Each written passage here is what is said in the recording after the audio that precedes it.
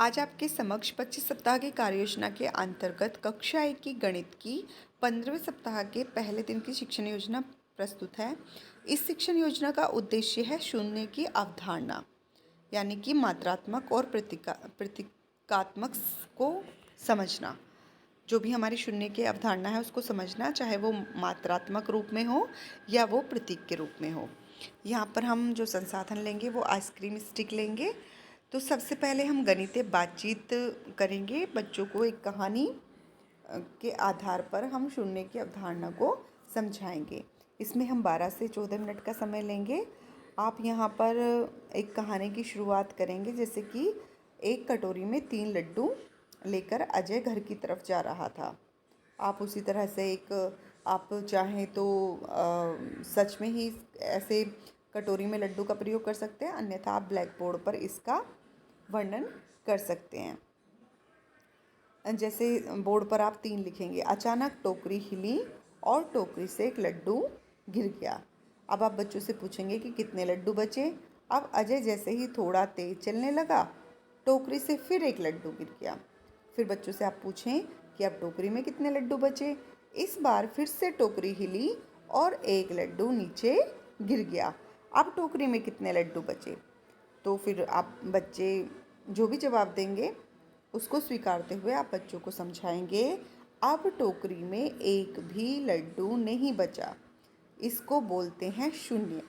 आप बोर्ड पर शून्य को लिखकर बच्चों को दिखाएंगे और उनको बताएंगे कि इसका जो प्रतीक होता है शून्य का, वो इस तरह से होता है। आप अन्य उदाहरणों का भी प्रयोग बच्चों को समझाने के लिए कर सकते हैं। दूसरे चरण में हम दक्षता शिक्षण पर कार्य करेंगे। यहाँ पर हम समूह कार्य करेंगे। 18 से 20 मिनट का यहाँ हम समय लेंगे। इसमें आप मेज पर 4 आइसक्रीम स्टिक रखेंगे और बोर्ड पर 4 आइसक्रीम का चित्र बनाएंगे। फिर आप बच्चों से पूछेंगे मेज पर कितनी आइसक्रीम रखी हुई हैं।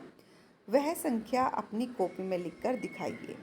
एक आइसक्रीम स्टिक मेज से हटा लीजिए और बोर्ड से भी एक आइसक्रीम स्टिक का चित्र मिटा दें। फिर आप बच्चों से पूछें कि मेज पर अब कितनी आइसक्रीम स्टिक रखी हुई हैं। वह संख्या अपनी कॉपी में लिखकर दिखाइए। इस तरह से मेज से अंतिम आइसक्रीम स्टिक भी हटा दें। अब हमने एक करके सारी आइसक्रीम स्टिक हटा दी। अब बच्चों से आप पूछें कि अब मेज पर कितनी आइसक्रीम स्टिक रखी हुई हैं। फिर आप बच्चों को समझाएंगे कि एक भी आइसक्रीम स्टिक नहीं है और बोर्ड पर भी एक भी चित्र नहीं बचा है। इसका मतलब मेज पर शून्य आइसक्रीम स्टिक बची है और बोर्ड पर भी शून्य चित्र है। इसको आप बोर्ड पर शून्य लिखकर बच्चों को दिखाएंगे।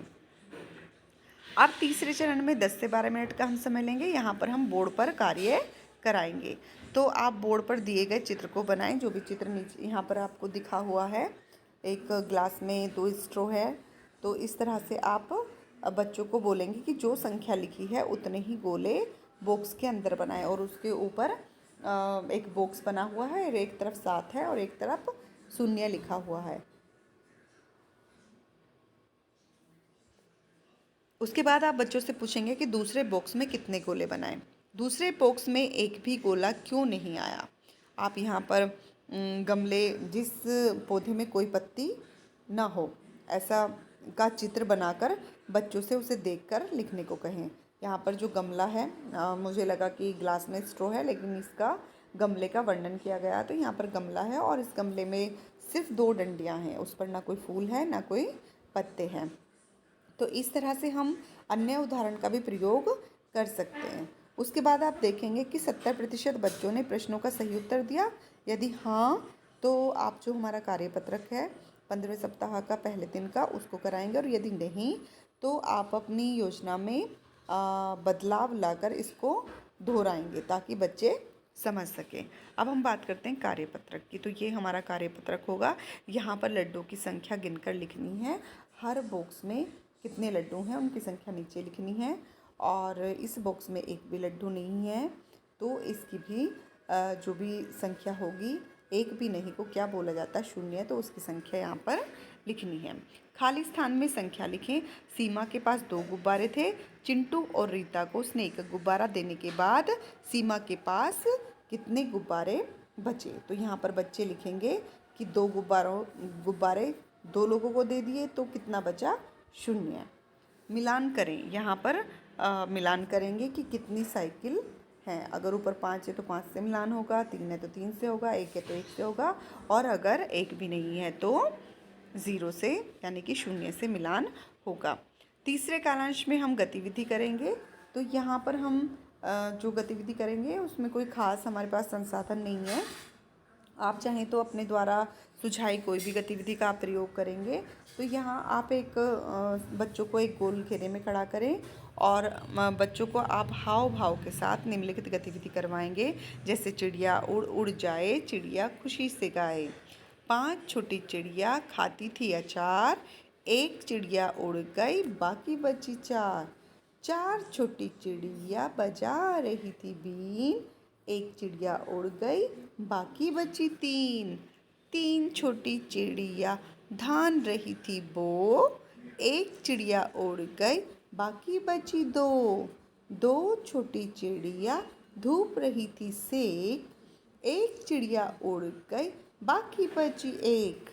एक छोटी चिड़िया देख रही थी हीरो, एक चिड़िया उड़ गई बाकी बची 1 भी नहीं, यानी कि 0। या फिर आप ऐसे भी कह सकते हो कि एक छोटी चिड़िया देख रही थी हीरो और फिर बचा सिर्फ 0। इस तरह से आप बच्चों को इस अवधारणा को समझाते हुए इस कविता का प्रयोग करेंगे।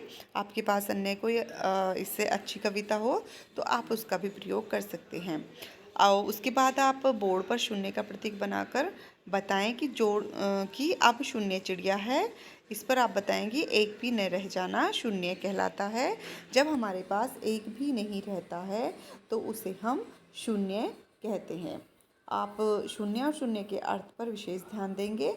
उसके बाद आप बच्चों से प्रश्न करेंगे कि तुम्हारे पास एक टॉफ़ी है, तुम्हारे भाई ने वो टॉफ़ी खा ली यानी कि ले ली, तो आपके पास कितनी टॉफ़ी बची? कौन सी संख्या दर्शाती है कि कोई वस्तु उपस्थित नहीं है? तो इस तरह के प्रश्न आप बच्चों से पूछेंगे और फिर आप